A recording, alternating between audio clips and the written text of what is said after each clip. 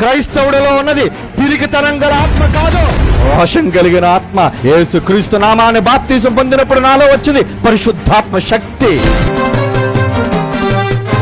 అప్పటి వరకు యేసు పేరు చెబితే భయపడి అమ్మ తోడు తల్లి తోడు నేను ఆయనతో లేనన్న వాళ్ళు సైతం అపోస్తలులకి పెంతెకొస్తేనే పండుగ దినాన్న వచ్చింది. ఎలా వచ్చిందో తెలుసా? పరిశుద్ధాత్మ అగ్నిజ్వాలలు.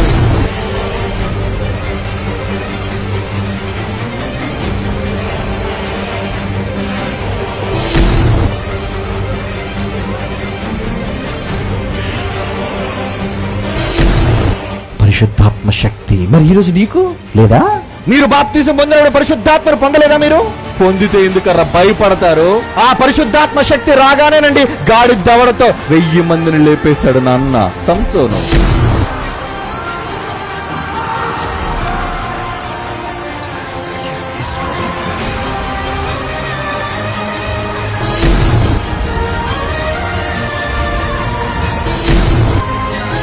పరిశుద్ధాత్మ శక్తి వచ్చేటప్పుడేనండి కత్తి పట్టుకుని 10,000 తరకాలు తెగ నరికాడు నాన్న దావీదు.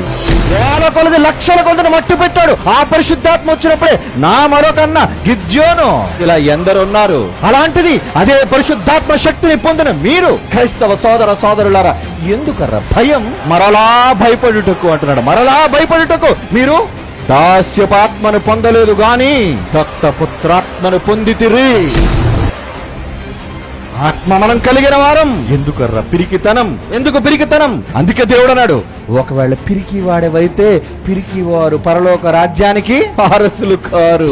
పిరికితనం ఉందనుకో అసలు నేను పరలోకం గేటు దగ్గర కూడా రానివాడు అన్నాడు దేవుడు. దేనికర్రా భయపడుతున్నారు క్రైస్తవ సోదరులారా? చెప్పండి, దేనికి భయం? భయపడకూడదు. అవసరమైతే దేవుని కోసం ఈ అసూలు బాస అయినా సరే, ఈ బొందిలో ప్రాణం ఉన్నంత వరకు, ఈ ఊపిరి పోయినంత వరకు యేసేనా ఊపిరిని ప్రకటించేవాడే రియల్ క్రిస్టియన్. ప్రకటించగలరా మీరు? ప్రకటించాలి, ప్రకటించాలి. ప్రాణాలు పోయినా భయపడకు, నీకోసం నీతి కిరీటం ఉంచబడింది. పౌలు అంటున్నాడు, ఆ పోరాటాన్ని కడముట్టించాను, నా పరుగును కడముట్టించాను, ఇదిగో ఇప్పుడే పానార్పణంగా పోయబడుతున్నాను, ఇక మీదట నా కొరకు నీతి కిరీటం ఉంచబడి ఉంది. పరలోకంలో దేవుని దగ్గర నీతి కిరీటాన్ని పొంది ఏలికగా నీవు ఉండాలి శాశ్వత కాలం అనుకుంటే, ఆ యేసు కోసం సిలువనెక్కి ఆ మహనీయుడు ఎలాగైతే తన ప్రాణాన్ని త్యాగం చేశాడో ఈ సమాజాన్ని కాపాడడం కోసం నీవు కదలిరా క్రైస్తవుడా, కదలిరా.